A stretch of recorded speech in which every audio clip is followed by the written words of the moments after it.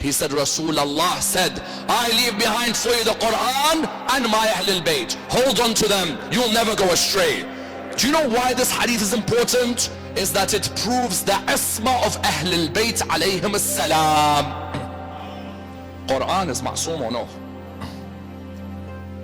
Quran is ma'soom? Are there errors in the Quran? No. Is the Quran protected from error? Yes. Can you find me a single mistake in the Quran? No. Go to any Muslim in the world today, say, are there errors? No. Is there a mistake? No. Did Allah protect it from mistakes? Yes. Therefore, whatever Rasulullah says is next to the Quran means it's as infallible as the Quran. If Rasulullah says, Inni tarikun fikum al-thaqalain, kitab Allah wa itrati ahl bayti, what's he saying? He's saying that in the same way the Quran is ma'soom from error, Al-Muhammad are ma'soom from error as well. In the same way the Quran is protected from error, the Quran has no mistakes, whatever's next to the Quran has no mistakes as well. Therefore, when someone comes and asks you, what's the first benefit of Hadith al-Thaqalain? Say the first benefit is Rasulullah was telling his whole ummah, just in case you doubt, Ali, Fatima, Hassan and Hussein, know that they are the equal to the Quran. The Quran is ma'soom, they are ma'soom as well. That's number one.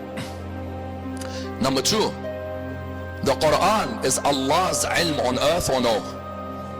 Yes? The Quran is Allah's ilm on earth. Do we agree? In the written. The Quran has the most extensive ilm. Do we agree? The highest ilm. Do we agree?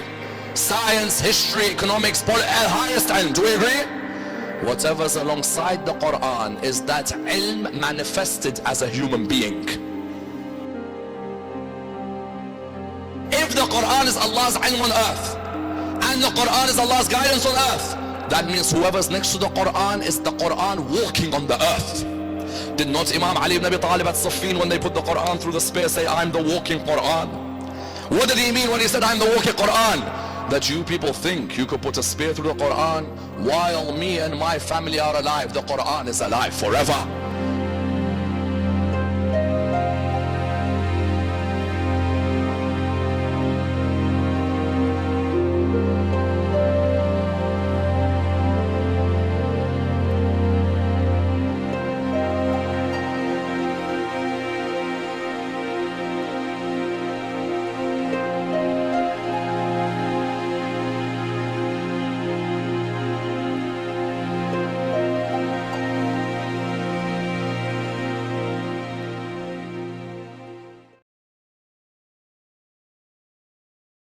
Pada surat 33 ayat 33, Allah Subhanahu wa Ta'ala berfirman, sesungguhnya Allah bermaksud hendak mencegah dosa dari kalian, wahai Ahlul Bait, dan mensucikan kalian sesuci-sucinya.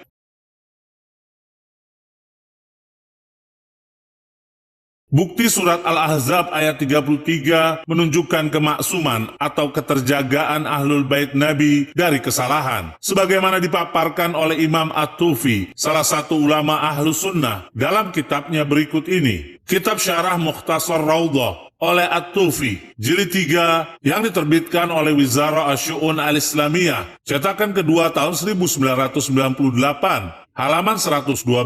At-Tufi berkata, apabila ditetapkan bahwa kata ar-rijis berkenaan dengan seluruh jenis kekurangan, maka kesalahan adalah yang paling buruk. Apalagi salah berijtihad dalam hal syariat, maka hal itu, yaitu salah dalam berijtihad, telah dinafikan dari Ahlul Bait, karena mereka senantiasa benar dalam ijtihadnya. Bukti lain yang menunjukkan kemaksuman Ahlul Bait Nabi adalah sebagai berikut. Pada surat 41 ayat 42, Allah Subhanahu wa Ta'ala berfirman, yang tidak datang kepadanya, yaitu Al-Quran, kebatilan, baik dari depan maupun dari belakangnya, yang diturunkan dari Rabb yang maha bijaksana, lagi maha terpuji. Ayat tersebut menyatakan bahwa Al-Quran tidak terdapat kesalahan di dalamnya. Maka demikian pula dengan Ahlul Bait Nabi adalah orang-orang yang terjaga dari dari kesalahan, sebab mereka merupakan padanan Al-Quran, sebagaimana sabda Nabi tentang keduanya yang dinukil di banyak kitab ulama ahlu sunnah. Di antaranya adalah dalam kitab Al-Minahul Makiyah, karya Ibn Hajar Al-Haytami, salah satu ulama ahlu sunnah, yang diterbitkan oleh Darul Minhaj, cetakan kedua tahun 2005, halaman 532. Dan di hadis itu juga dikatakan, sungguh telah aku tinggalkan untuk kalian sesuatu yang apabila kalian berpegang teguh dengannya, yaitu ma in tamassaktum bih, kalian tidak akan pernah tersesat, yaitu kitabullah dan itrahku. Ibn Hajar mengatakan, perhatikanlah, sebab Rasulullah mensejajarkan Al-Quran dengan mereka, yaitu Ahlul Bait, karena berpegang teguh dengan keduanya, yaitu dengan Al-Quran dan Ahlul Bait, dapat mencegah kesesatan dan mendatangkan kesempurnaan. Kalimat lan yaftariko, keduanya tidak akan pernah berpisah, adalah jaminan dari Nabi akan kemaksuman Ahlul Bait Nabi dari sisi sifat, yaitu ketika Al-Quran pasti benar, maka Ahlul Bait pun harus benar, karena mereka adalah mitra Al-Quran. Bukti lain yang menguatkan bahwa mereka maksum, yaitu redaksi hadis Ali bersama Al-Quran, sebagaimana hadis tersebut dinukil dalam kitab-kitab ulama Ahlus Sunnah berikut ini. Dalam kitab Mustadrak ala Sahihain, karya Al-Hakim, yang ditahqiq oleh Az-Zahabi, jilid 3, yang diterbitkan oleh Darul Kutub Al-Ilmiyah, cetakan kedua tahun 2002, halaman 134. Ummu Salamah berkata, aku mendengar Rasulullah bersabda, Ali bersama Al-Quran dan Al-Quran bersama Ali. Keduanya tidak akan berpisah sampai menemuiku di telaga Haud. Al-Hakim berkata, hadis ini sanadnya sahih. Abu Said At-Taimi, dia adalah Uqaisah, dia terpercaya, dan Bukhari Muslim tidak meriwayatkannya. Az-Zahabi berkata, hadis sahih.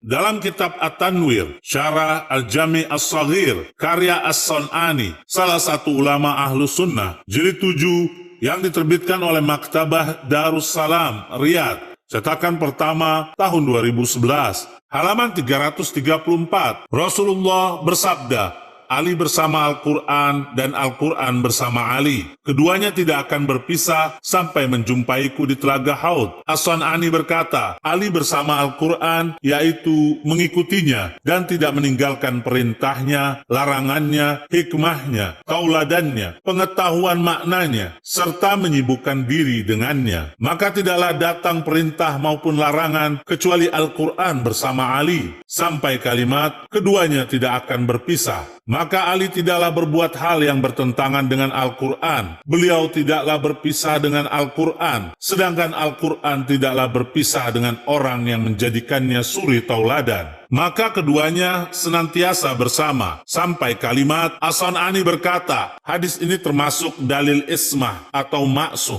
atau keterjagaan dari dosa. Karena barang siapa yang tidak meninggalkan Al-Quran, dan Al-Quran pun tidak meninggalkannya, dia tidaklah berbuat maksiat. Karena jika dia berbuat maksiat, maka Al-Quran berpisah dengannya. Sampai kalimat, maka hadis ini adalah dalil yang paling agung tentang keutamaan Ali, dan dalil akan keilmuan beliau tentang takwil Al-Quran. Karena Al-Quran tidaklah berdampingan kecuali dengan orang yang mengetahui makna-maknanya. Dan telah ditetapkan bahwa Ibn Abbas adalah sahabat yang paling mengetahui takwil. Namun dia berkata, aku mengambil tafsir Al-Quran dari Ali. Dan Ad-Darqutni telah meriwayatkan bahwa Umar bertanya kepada Ali, lalu beliau menjawab. Setelah itu Umar berkata, aku berlindung kepada Allah saat hidup di suatu kaum, namun Abul Hasan tidak ada di antara mereka. Hal semacam ini sangatlah banyak. Al-Bazzar juga meriwayatkan dari Abu Dzar yang berkata, Rasulullah bersabda kepada Ali, barang siapa yang berpisah denganku, maka dia telah berpisah dengan Allah. Dan barang siapa yang berpisah denganmu, yaitu Imam Ali, maka dia telah berpisah denganku. Al-Haythami berkata, para perawinya terpercaya.